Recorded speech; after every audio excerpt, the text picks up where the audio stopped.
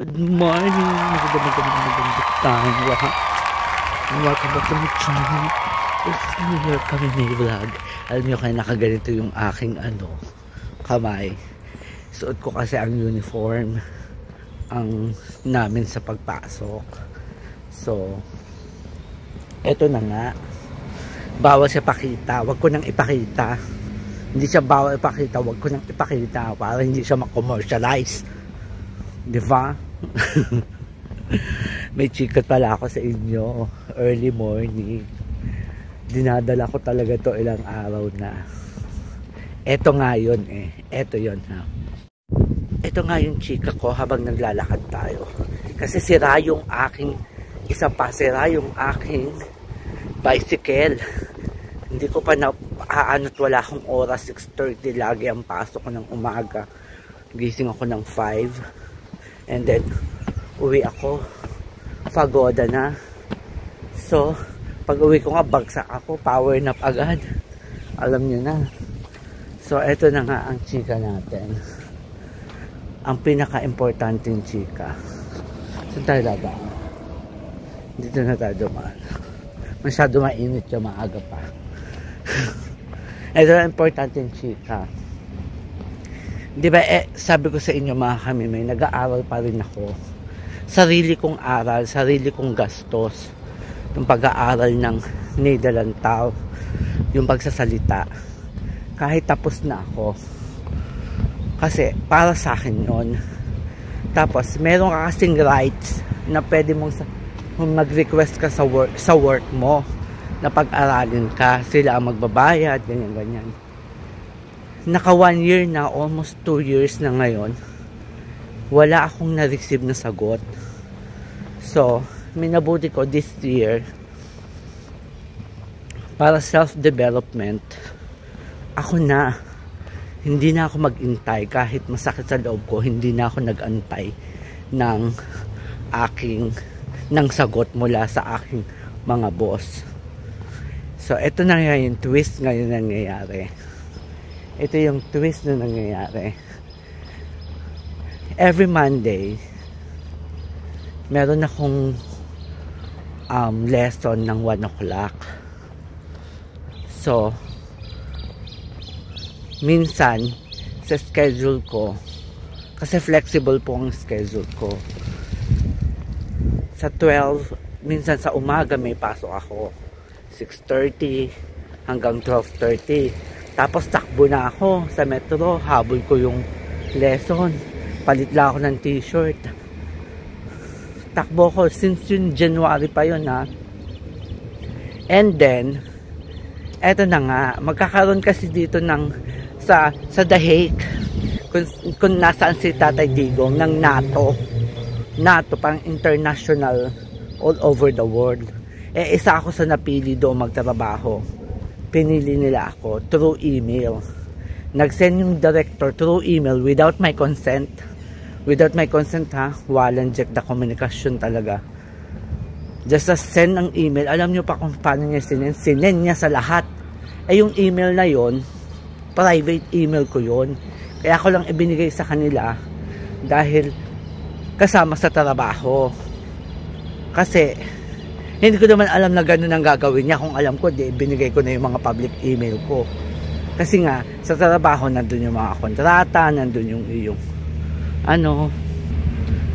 kasi nga sa trabaho, nandun yung kontrata, nandun yung mga special documents, kasama yung pangalan ko. So, kaya ayun yung binigay ko. Hindi ko naman alam na gano'n yung gagawin ng director. Basta lang isesend sa lahat. Without my consent. Ngayon, mahigpit. Kailangan ng register. Kailangan namin mag-register. Through email lahat. Kasi internet na ngayon eh. So, sarili mong sikap. Tapos, ikaw din yung muna ang magbabayad para dun sa certificate of conduct. Kasi yun yung katibayan mo na wala kang na kriminal, ganyan-ganyan. Kasi nga, government yun eh. Under ng government lahat. So, ang mangyayari niyan, so ako muna nagbayad, i-re-inverse ko naman yun. malaman sa susunod na sweldo. Charot. So, ang ending, eto na nga, matagal ko na tinatanong, o sige, ano ba information? Anong schedule? Anong schedule ko sa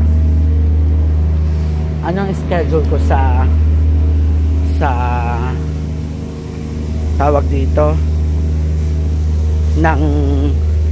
ng work? Wala pa daw silang alam. Wala pa silang alam kung kailan ang schedule ng work. Kasi nga overhire, diba? So ang ending, last moment, so nakapag-registered na ako lahat. Ito pa yung registered ko, mga kamimig. Ang registered kong ginawa is, sinabi ko na, alam mo ba yung free day off ko, dun ako pinag-registered. Galit na galit din talaga ako sa sarili ko. Sabi ko, bakit ko ginawa yun? Dapat ginawa ko yun in time na nasa work ako. Kasi minadali ako ng manager. Gawin mo na ngayon, hindi na pwede ma-delay. Aba, grabe talaga siya, dahil. So, ito na nga ang magiging twist ngayon. The twist is, ang schedule is Monday, Tuesday, and Wednesday. So Monday, Tuesday, Wednesday ang schedule. Ang aga, ha? Aalis kami dito mga alas 5 pa lang. Maaga talaga. And then, alam mo ba, nakikipag discussion about my lesson. Gusto nila, itong point ko ha, gusto nila mag-sacrifice muna ako, wag umaten. 'Di ba? Hindi nyo na nga ako binigyan ng lesson, tapos hindi nyo pa ako pa-attend sa binayaran kong lesson. 'Di ba? Sabi ko, paano yan? Sabi nung manager, office hours eh. Office hours daw yun. Diyos ko, gusto kong ibalik sa kanya yung tanong. Ayoko na maging bastos sa manager ko. Pero nakita kong pagkabastos niya. Sa totoo lang. And then sabi ko sa kanya, oo, ito yung kwento ko dahil ito yung totoo. Kahit magbali-baliktad man kahit magkasakit man ang aming buong pamilya. Dahil ito yung totoo. Itataya ako yung sarili ko dito. And then, baka sasabihin ng iba, nag-eme-eme lang ako na kwento. No, hindi po to. Ito yung totoo. And then, sabi ko sa kanya, sino nagtanong sa'yo yung daw dalawang mataas na kung pwede ako mag-skip ng lesson? Binalik ko yung tanong sa kanya. Sabi ko, sabihin mo, anong makukuha ko pag nag-skip ako ng lesson? Anong compensation? Sabi ko sa manager ko. Saka hindi agad ako makakasagot. Nung isang araw pa, tinanong niya ako, on the spot, hindi ako makakasagot. Sabi kong ganun. Agad. Edi, inintay niya ako kahapon. So, I decided kahapon na, sabi ko, anong sabi ng dalawang manager? May makukuha ba compensation? Kung anong sagot nila, doon ako magde-decide. Alam nyo ba ngayong umaga, mga kamimay, minessage ako ng manager ko. Sabi ko doon sa manager ko,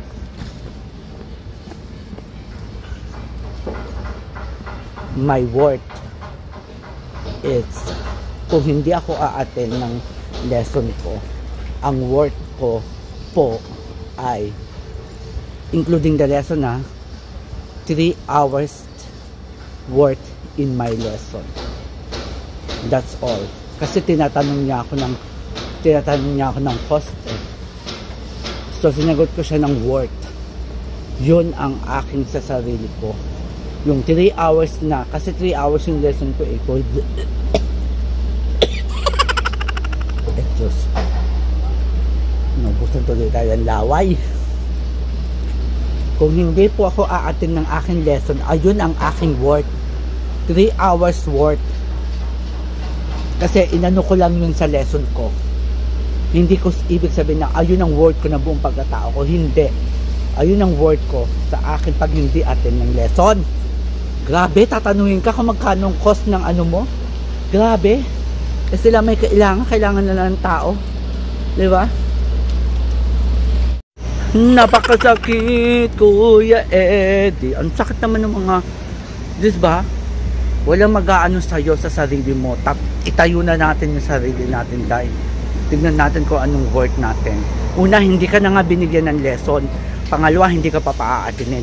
Tapos pinagagawa ka sa in time na off mo. Lahat kami ganun ang ginawa niya. So ngayon, it's time to back and forth. Charot.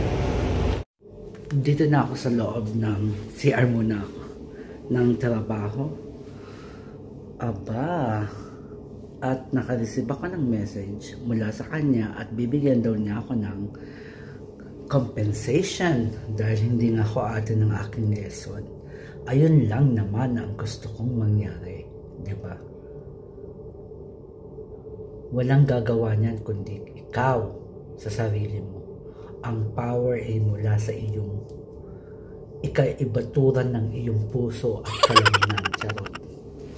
Kaya fight, fight, fight. Ay yes, nandito tayo ulit. At yun na nga, itutuloy ko yung kwento ko. Di naman ang aking eksena dito. Itutuloy ko yung kwento ko na sinabi ko nga na it's about your worth. Kailangan alam natin kung ano yung limitasyon natin sa buhay, sa sarili natin. Dahil kapag hindi natin ginawa yun, sinong gagawa nun? Walang gagawa. Kahit nanay at tatay mo, hindi magagawa. Ikaw ang magdidesisyon sa sarili mo kung itutuloy mo o hindi. And in my case, para ang hirap. So, ang ginawa ko talaga, sabi ko, gagawin ko to for the best and for my benefits, not to others. Okay? Ganon. Maganda tayong lahat. Huwag ka may tiyan. Pagpasensan nyo ng aking kagandahan. Kaya ito, gigising ko lang. Ang jowa o nag-prepare ng breakfast. Alam nyo kung saan kami mag-breakfast? Sa labas. At siya'y nag-set up doon. Tingnan natin. Dali. Dito kami sa labas. With my jowa. Ayan o, ginagawa ko talaga yung aming yung aming outside. Tingnan nyo naman. Para kaming mga manok. Nililimliman. Tingnan nyo, oh. Ayan. Ito kami sa outside. We have a very special scenery these days. Yeah. Would you make water? Yeah, I'm still up. Yeah, I need to drink. Yeah. Diba nga mga kami may syrup o kakain na kami. Heb je al verteld wat zo amazing is? What? I mean, this is the Netherlands. Yeah. Now we're here in the morning, it's like 10 in the morning. Yeah. And the temperature is already over 25 degrees. Yeah. And so? That's not very, that's actually pretty rare, so to speak. But you like it? Yeah, for a change. For sure. But they say tonight it will cool well, down. You look like excited for the weather. Yeah, I mean it's extraordinary to have breakfast in your own balcony in the morning. But look at our balcony. What we're gonna do? Nothing. Just enjoy the scenery of the balcony. Well, happy Sunday, everyone. Maganda tayo lahat. Welcome back to my channel. Me, all kami may nandito tayo ngayon sa train. It is raining today in the Netherlands. Oh, diba nga? It's raining in Manila. Hindi ka ma-uwi ka. Mag-isa tayo ngayon dahil pupunta tayo sa church. First time kong pupunta dito sa church na ito. Kaya tara, samahan niyo ako. Mag-church tayo sa kabilang city. Kaya ako nag-train. Kasi maaga-aga pa. Oras na 11:30 ang start ng church. So, past 10:30 na ngayon. 10:38. Mag-10:40 na. So, punta po tayo sa church. English Mass. Ganon. Dahil ganon. Ayan yung English Mass, mga English Mass. 11:30 ng umaga ang start. Kakatapos lang. Ang ganda. Ang sarap. It's like a renewal. May mga nagkumpisal pa kanina. Ay, ano, communion. First communion. Ayan. Ang grabe. Ulang-ulan. Uy. Dito tayo sa Skidam. Super raining. Super rain. Punta muna tayo sa ano. At tayo ay Emelatic dito sa Skidam. Kaso ang ulan, hindi tayo makagala. Mga kamimay. Super tayo mga kamimay. Charot.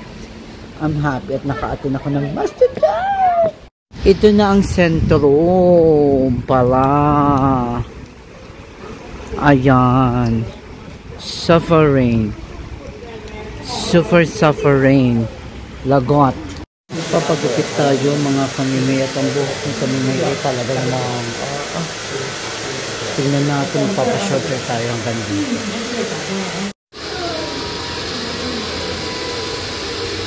Nagpagupit na ako mga kamimay. Ito na ang resulta. Diyos ko, pangit ang gupit. Pangit talaga ng gupit dito sa Netherlands. Kung hindi ko lang talaga kailangan magpagupit. Gawa nung hair ko kasi nagpuputol-putol. Sa likod kasi putol-putol na siya. Ayan. Ayan. Kaya kailangan ko na siyang pagupitan. Pinaiksian ko na siya dahil meron naman ako extension bigay ni Inday Garnet. Gagamitin ko na lang yun pag gusto ko mahabang buhok. Pangit Diyos ko. Wala man lang ang ano ka volume. Sabi ko lagyan ng volume. Wala man lang ganun dahil. Ganda ba? Comment on below kung makagandahan kayo. Dito ako sa bili ako ng tsa ng tea. Waiting ako dito. Commercial pa kayo sa akin ha. Charot. Milk tea. Fresh.